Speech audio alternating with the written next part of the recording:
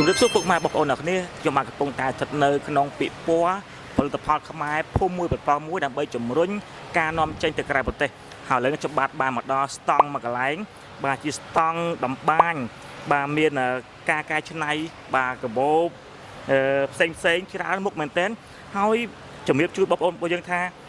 កាបូបទាំងអស់នេះគឺបាននាំចេញទៅក្រៅប្រទេសហើយមិនត្រឹមតែប៉ុណ្ណោះទេគឺនាំចេញរយៈពេល15ឆ្នាំកន្លងមកហើយបងប្អូនណាបាទអញ្ចឹងនេះគឺជាអ្វីមួយដែលខ្មែរយើងចង់ឃើញបាទអ្វីដែលជាស្នាដៃខ្មែររបស់យើងក្នុងការនាំចេញទៅក្រៅប្រទេសឲ្យប្រទេសបាទខាងក្រៅគាត់បានស្គាល់អំពីគុណតម្លៃនិងផលិតផលខ្មែរបាទដែលយើងនាំចេញទៅបានផងដែរឥឡូវបាទដើម្បីឲ្យច្បាស់យ៉ាងណាជួបជាមួយនឹងបងប្រុសដែលគាត់ប្រចាំស្តង់នេះតតែម្ដងជំរាបសួរបងបាទតើបងចង់ឲ្យបងបង្ហាញឈ្មោះតើបងឈ្មោះអ្វីដែរបងបាទខ្ញុំឈ្មោះរ៉ានកសលបងបាទហើយនៅក្នុងកម្មវិធីតាំងពីពណ៌រយៈពេល3ថ្ងៃនេះហើយថ្ងៃនេះគឺជាថ្ងៃចុងក្រោយហើយបាទហើយបងអាចបញ្ជាក់បានទេកម្មវិធីតាំងពីពណ៌នៅណាដែរបងនៅចាំងលើណាបាទនៅ Factory បាទ Factory ផ្ទាល់តែម្ដងអញ្ចឹងគ្រាន់តែចង់បង្ហាញបងប្អូនរបស់យើងថានេះគឺជាអ្វីដែលខ្មែរយើងអាចធ្វើបានហើយបាននាំចេញបាទស្របតាមបាទពាក្យស្លោករបស់ពិព័រណ៍នេះគឺពិព័រណ៍ផលិតផលខ្មែរភូមិមួយផលិតផលមួយដើម្បីជំរុញការនាំចេញឥឡូវផលិតផលខ្មែររបស់យើងបាននាំចេញហើយគឺនាំចេញច្រើនឆ្នាំកន្លងមកហើយបងប្អូនណាបាទប្រភេទកាបូបដែលដំបាញដោយដៃហើយប្រភេទកក់ណាបងណាបាទហើយបងអាចជំរាបជូនមកទៀតនៅនេះមានប្រមាណមុខដែរបងមើលឃើញច្រើនមែនទែនបាទច្រើនម៉ូដបងណាបាទអានេះគេបងនេះអានេះអបបាយបងអបបាយបាទអបបាយបងសម្រាប់ដាក់បាយទៅអាចអូស្អាតមែនទែនបងប្អូនអ្នកគ្នានេះគឺជាប្រអប់បាយបាទអាចដោះចេះបានបងណាបាទស្អាតមែនទែនអូបាទចេះបានបាទគឺថារូបរាងស្អាតមែនទែននៅពេលអង្គុំមិញស្អាតមែនទែនបងអាចគុំឡើងវិញបានទេបាទបងប្អូនអ្នកគ្នានេះគឺជាផលិតផលខ្មែររបស់យើងដែលបាននាំចេញច្រើនឆ្នាំហើយបងប្អូនណាបាទអញ្ចឹងកុំភ្លេចគ្រប់គ្រងផលិតផលខ្មែរទាំងអស់គ្នាចាំថាខ្មែរយើងគឺមិនធម្មតាទេបាទហើយក៏ថ្លែងអំណរគុណដល់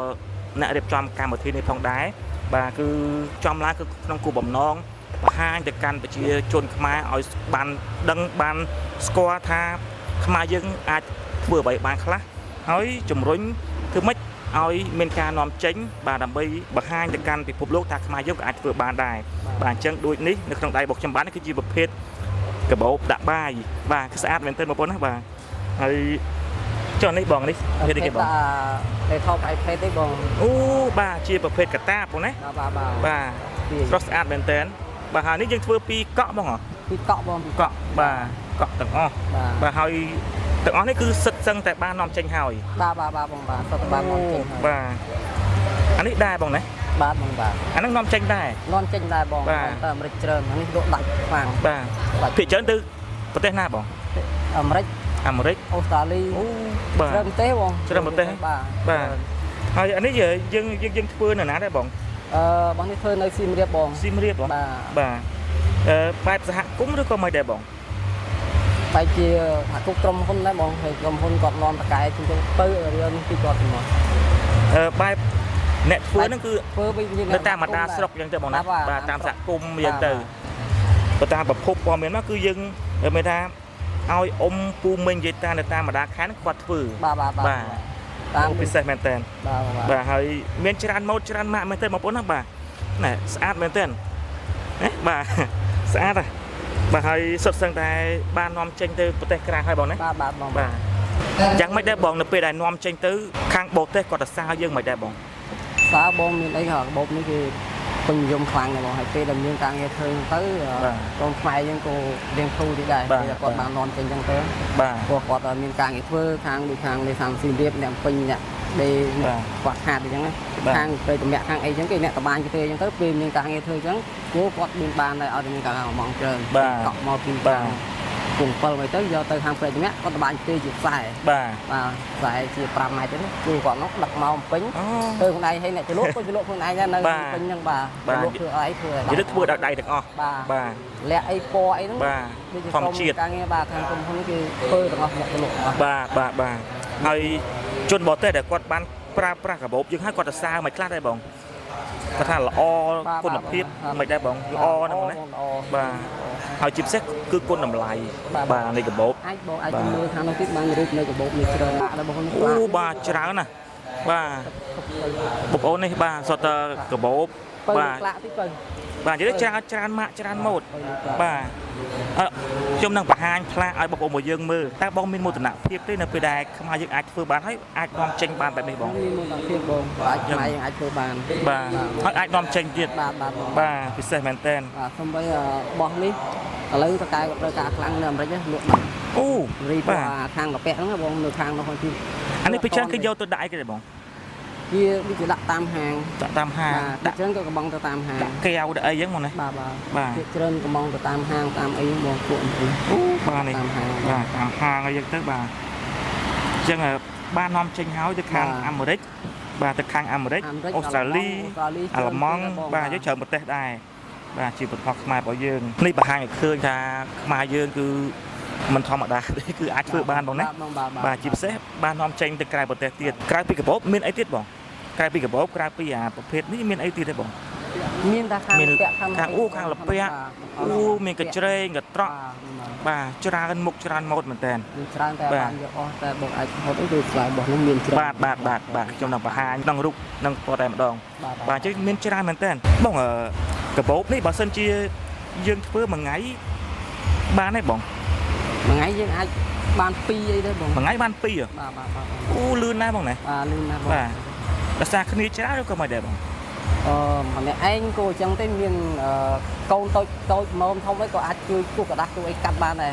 បាទជួយបានអញ្ចឹងឲ្យតែមានអ្នកជំនាញម្នាក់ក្នុងផ្ទះហ្នឹងអាចជួយធ្វើបានហើយលឿនដែរបងណាបាទអញ្ចឹងបើសិនជាគេត្រូវការកំងម៉ានក៏យើងអាចធ្វើជូនគេតាន់ដែរបាទហើយបច្ចុប្បន្នទៅខាងបរទេសហ្នឹង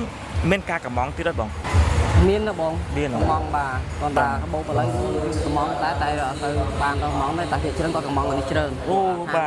បាទពេញនិយមអាប្រភេទនេះវិញបងណាបាទខាងបរទេសបាទដែលគាត់យកទៅដាក់តាមហាងបាទផ្សេងនៅខាងបរទេសអីគឺពេញនិយមមែនតើប្រភេទនេះបាទខាង basket នេះវិញពួកខាងលពាក់នេះដាច់ខ្លាំងបាទបងគាត់ត្រូវការឡើយបាទហើយចុះនៅក្នុងស្រុកវិញបងមិនដែរមានការគ្រប់គ្រងទេក្នុងស្រុកហ្នឹងគ្រប់គ្រងច្រើនមកភាគច្រើនតារកកម្មករបុគ្គលិកមកធ្វើអញ្ចឹងជួយធ្វើអាហ្នឹងទៅវិញអត់តាន់តែរកទៅបានដែរតែឥឡូវបានអ្នកខាងប៉ែតគេអាចច្រើនមកជួយធ្វើអញ្ចឹងគាត់វាអាចធ្វើបានលឿនដែរបើកាលមុនអត់ទៅមានភាគច្រើនគេធ្វើឲ្យប៉ែតខ្លះប៉ែតខ្លះឥឡូវវាបានវិញច្រើនបាទអញ្ចឹងមានថានៅពេលដែលកាបូបយើងនាំចេញទៅច្រើនក៏ជាលំហមួយនៃឲ្យប្រជាពលរដ្ឋរបស់យើងគឺមានការងារធ្វើបាទតាមរយៈគាត់មកបែបជាតម្បាញបាទតាមសហគមន៍បាទយាយតាចាស់ដែលគាត់នៅតាមភូមិណាបាទជាម្ដុំសហគមន៍គាត់មានការងារធ្វើបាទត្បាញធ្វើកាទៀលស្ទើរតែយាយចាស់ហើយបងគាត់ចាស់អស់ហើយធ្វើនៅខាងព្រៃជំនះហ្នឹងទិញកក់សមកយកទៅគាត់ត្បាញយើងគាត់ត្បាញគាត់តែជលក់ពណ៌ទៅដឹកយកគាត់ត្បាញធ្វើបាននៅខាងព្រៃជំនះអស់បាទដល់ពេលធ្វើហើយអញ្ចឹងបឹកលើវិញបានអាចកាត់ទីធ្វើជាកាបូបបាទពេលគាត់កំងលាក់កំងមកអញ្ចឹងយើងទៅកាត់ធ្វើកាបូបគាត់កំងម៉ូតនេះប្រមាណអីប្រមាណអញ្ចឹងធ្វើតាមហ្នឹងបងបាទបងប្អូនទាំងគ្នាបើសិនជាបងប្អូនរបស់យើងត្រូវការបាទអាចកំងបានបាទបងបើសិនជាគេកំងគេចង់បានម៉ូតណាអាចធ្វើគេបានអត់បងបានបងបានអូពិសេសមែនទែនបាទបងប្អូនអញ្ចឹងបងប្អូនទាំងគ្នាដែលស្រឡាញ់បាននៅអ្វីដែលជាស្នាដៃខ្មែររបស់យើងបាទប្រភេទកាបូបធ្វើដោយប្រភេទកក់នេះអាចធ្វើការកំងបានបាទបងប្អូនរបស់យើងស្រឡាញ់ម៉ូតណាគឺគាត់តែប្រាប់មកគឺខាងគាត់ធ្វើជូនបាន